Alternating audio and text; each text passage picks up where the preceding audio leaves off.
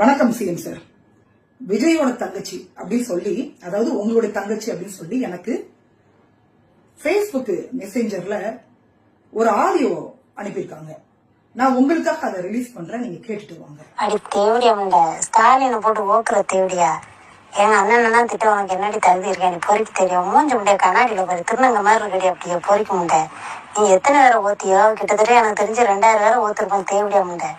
நீ எல்லாம் விஜய் என்ன பேசுற? நீ எல்லாம் பொம்பளை அடியாண்டி தேவடியா, பொறுக்கி தேவடியா. நீ எல்லாம் முதல்ல பேசலாம் மாட்டேவாங்கன்னா என்னடி தகுதி இருக்கு தேவடியா முண்ட? நீ ஒரு ஐட்ட தேவடியா, ஒரு திருநங்க தேவடியா?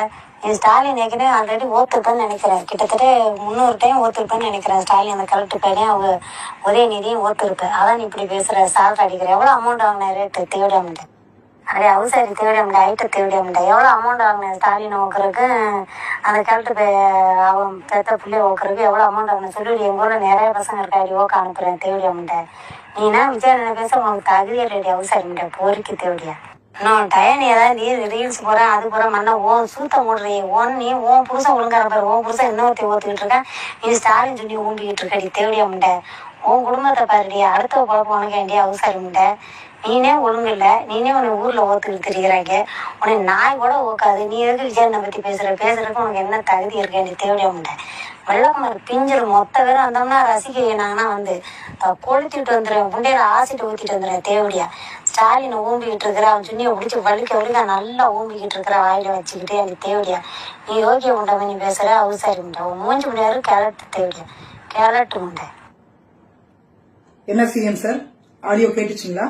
அறிவியல் ஆலோசகராக இருந்த பொன்ராஜ் அவர்கள் தமிழக வெற்றிகளுக்கு இருக்கக்கூடிய பெண்களை ஒரு வார்த்தையை பயன்படுத்தி பேசியிருந்தார் சமூக வலைத்தளங்கள்ல. அதற்காக நீங்க இப்ப வந்துட்டு 4 பிரிவுகள்ல அவர் மீது வழக்கு தொடுத்திருக்கீங்க. கண்டிப்பாக அவர் பேசுறது தவறுதான், எனக்கு அதுல மாற்று கருத்து இல்ல. பேசிக்க கூடாது, தப்பு.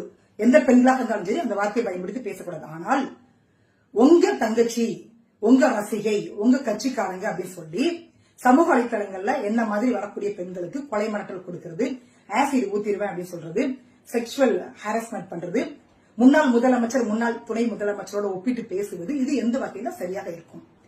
என்னோட பெயர் ஈஸ்வரி, நான் பெண் பத்திரிகையாளர். கடந்த 10 ஆண்டுகளாக பத்திரிகை துறையில நான் இருக்கிறேன்.